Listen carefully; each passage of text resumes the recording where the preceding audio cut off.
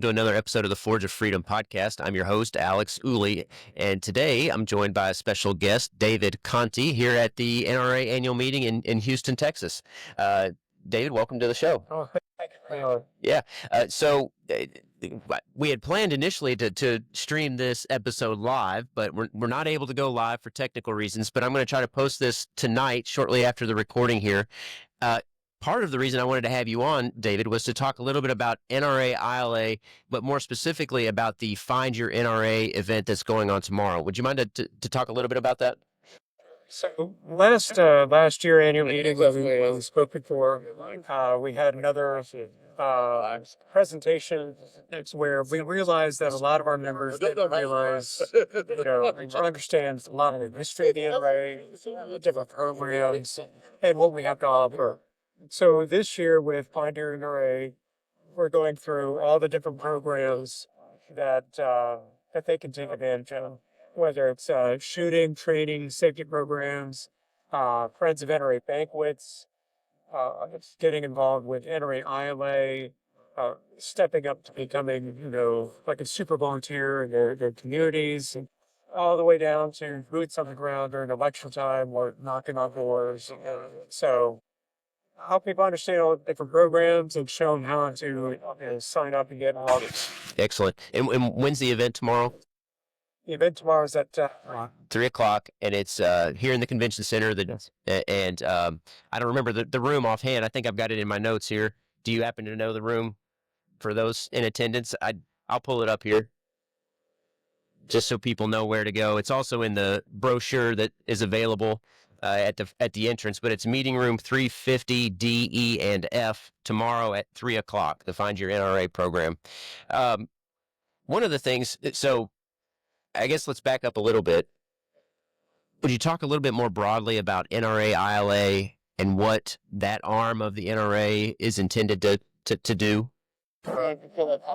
So 1975, we're on the heels of a lot of gun control that happened in the 60s, early 70s. The NRA realized that we needed to have direct action. From 1871 up until 1975, we've been informing our members about pro-gun legislation, anti-gun legislation, and at that point, we realized we just need to have, direct involvement, direct engagement at the state capitals and the federal level as well. So that's when we started lobbying, and we have lobbyists in all 50 states, special team of lobbyists on, Capitol Hill in Washington, D.C. And then in my department, Grassroots, we have a team of people that travel around, educating people on legislation, helping them understand how it will directly impact them and how they can get involved to protect their second. Yeah. Now, you're the senior grassroots field coordinator. How long have you been working with ILA? So I first started in 2010. Okay. Before that, I was actually a volunteer. 2010 rolls around. I applied to be a campaign field representative. One of the unique things about the NRA is we're the only gun rights organization that does direct regular contact. So during an election cycle, depending on the year, we'll hire a team of campaign field reps, kind of like campaign managers.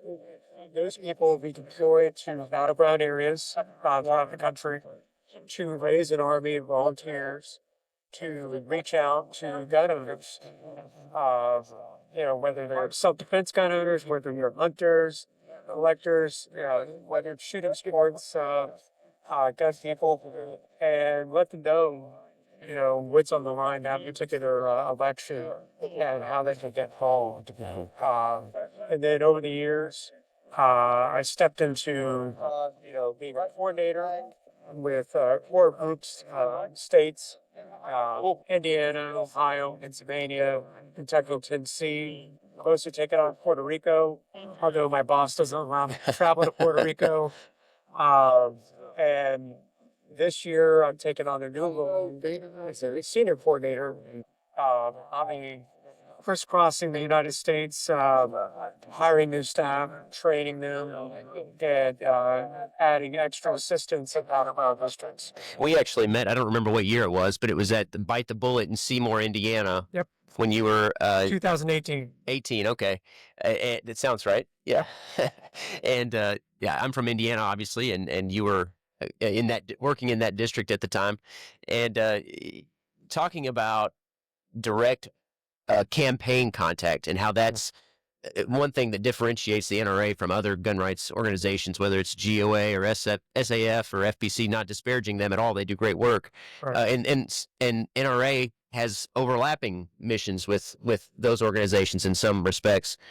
But this, I think people often underestimate the importance of the grassroots contact and efforts that the NRA has. Can you talk a little bit about the scale of the operation?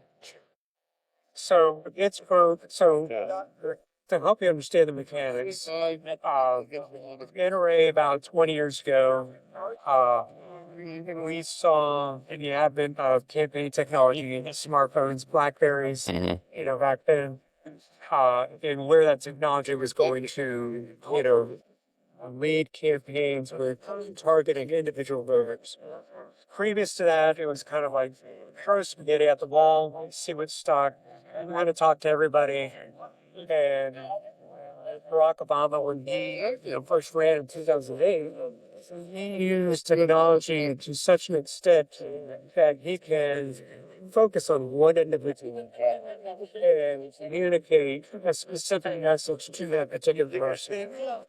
And so 2009 was the NRA is like, well, we have to get into this game. So we set up with one target, election outreach, voter outreach. And so we have our own technology, our own data, and we do peer-to-peer texting, we do door-to-door canvassing, a little bit about direct mail component, and then events. And then there's some other ancillary components that we use to outreach those people. And so our goal is once we identify somebody who is undecided or a little bit hesitant with voting for a person, we want to try to have at least 3 to 4 contacts with that person between first contact and early voting. And we've had about a 75% success rate converting that person after 3 contacts into energizing them and turning them out to vote for our candidate. Wow. So it's a massive undertaking. I think in 2024, we were able to contact a little over 20 million voters. Most of them have an nexus with, gun rights. And we do a big effort to reach across, the spectrum. 2016, when we saw Trump was having some success with Blue Dog Democrats and union workers that have been lifelong Democrats, we changed our message and changed our algorithms and went into those areas. And Canton, Ohio, and Youngstown, Ohio, we went in there, we set up an office, and we saw the largest conversion rate of Democrats to a Republican candidate anywhere else in the United States. Wow. Not taking full responsibility for that, but we played it.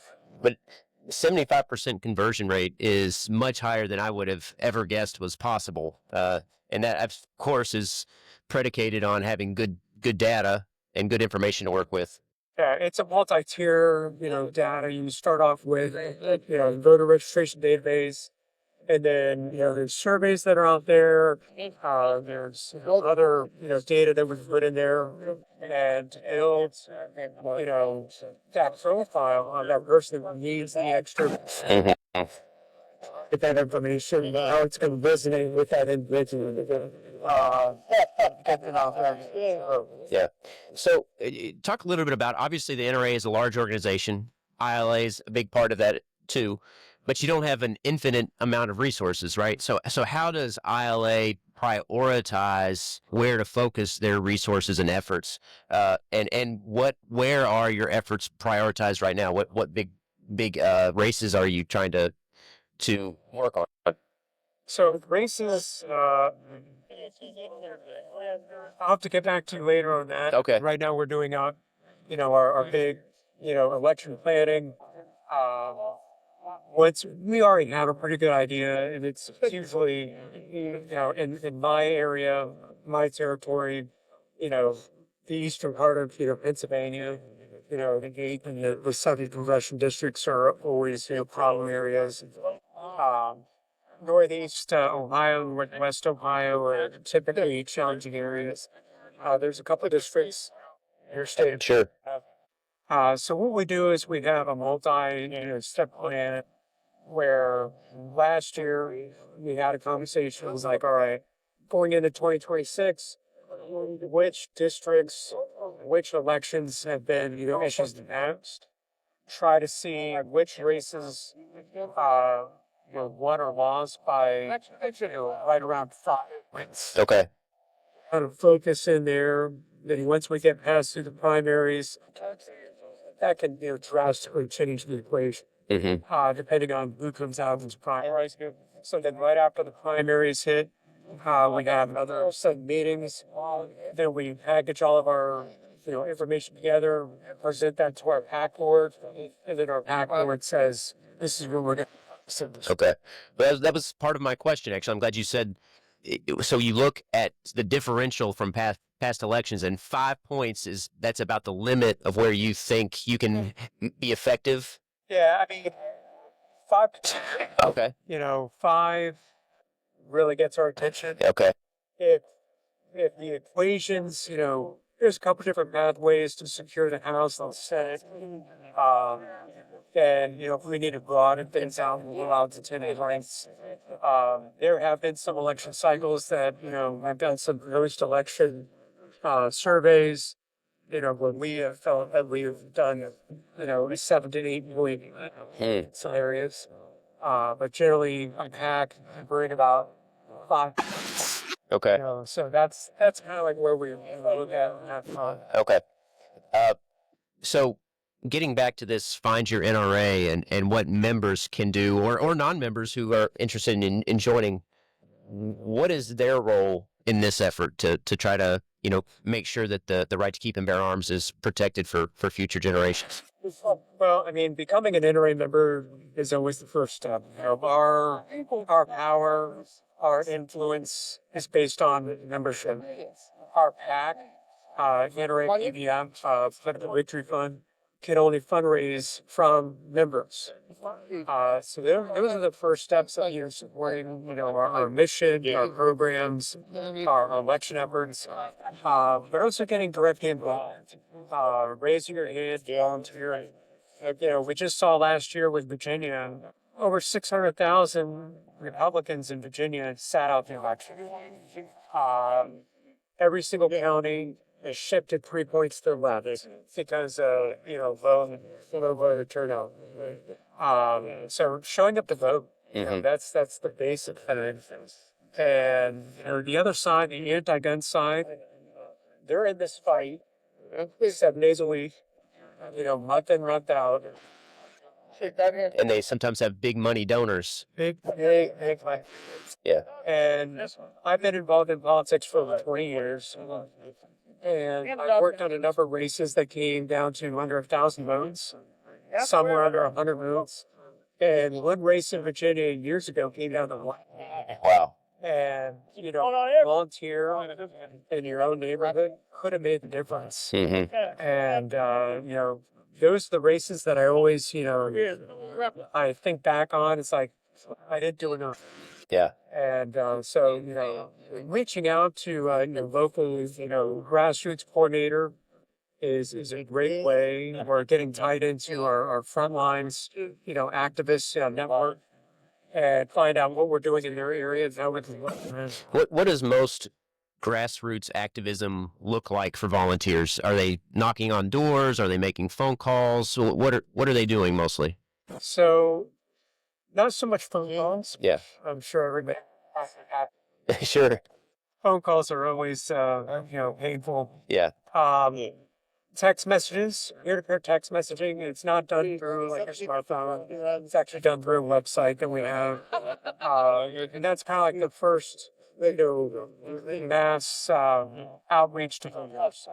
And then, of course, based on those results, we can take that information and refine it on our side. If we have volunteers in the area to not voters, we'll plug in that data with those volunteers. For most people, it's showing up to meetings. It's educating yourself on these issues, and then taking that knowledge and educating your friends, going to clubs, going to other events, and then taking a step up. We have a program called the Frontline Tactics Leadership Program. You're basically a super volunteer, and with somebody like me will say, I want you to take control of your town, however big you want it. And you can design your own events, networking, gun stores, gun ranges, going to gun shows. It's a lot of fun. A lot of my FALs just absolutely love it. I was once an FAL myself. And, so there's something for everybody. There's something for every capability. I always think back, he's still with us. He's in his mid-90s. He's been in hospice for 5 years. Oh my! And every single election year, he breaks out a smartphone from his bed. I think he's texted over 300,000. Wow! And That's amazing. He just hangs tight out of just, I got to do my part. Children. I love it. Yeah.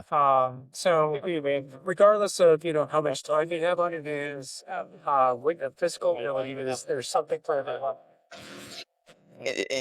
Part of the name of this podcast, The Forge of Freedom, it just fits perfectly with that idea, right? That there are these anti-gun groups, these anti-freedom groups that are constantly on the attack, trying to take away the rights of our individual liberty and our rights, and we have to preserve that. We have to advance our freedoms through the effort of individuals like that gentleman and all the other volunteers. So that's really where freedom is forged, where it's preserved for future generations and for the rest of our lifetime, hopefully. So again, the event tomorrow, 3:00. I put away my sheet here. It's again, that's at the George R. Browning Convention Center here in Houston, Texas, meeting room 350 D, E, and F. NRA-ILA will be putting that on. You'll be there, I assume. Yes, I'll be talking, so I should be there. Yeah. Is there anything we haven't talked about that you'd like to mention about either the event tomorrow or NRA-ILA? I think we've covered quite a bit of ground. I think we've covered, the next stuff. Yeah. Last thing, get involved. Yeah. We've seen Virginia here. NRA is fighting hard. In Richmond, we're going to be attacking that situation from multiple angles here. We've seen so many good states. Just stumble and fall. From the Pacific Northwest, Colorado, parts of New England. It's when good people sit back and let other people kind of take the wheels. When the wheels come up. That's right. And so everybody has to do something. Membership and voting is done. You got to get actively involved. Yeah. Well, David, I really appreciate your time. Thanks for stopping by the booth today. I hope you have a successful event tomorrow and a great weekend at the NRA annual meeting. Well, thank you very much. All right. Thanks a lot for being here. All right. Thanks, everybody, for tuning in. I hope you enjoyed the episode. As always, you can find us on YouTube, Rumble, Facebook, and X. You can also find us on all the most popular podcast streaming platforms. I'll link to all the resources to lead you to the NRA-ILA, and if that's something you think you might be able to help with their efforts, I would greatly appreciate your membership and your efforts to help preserve freedom.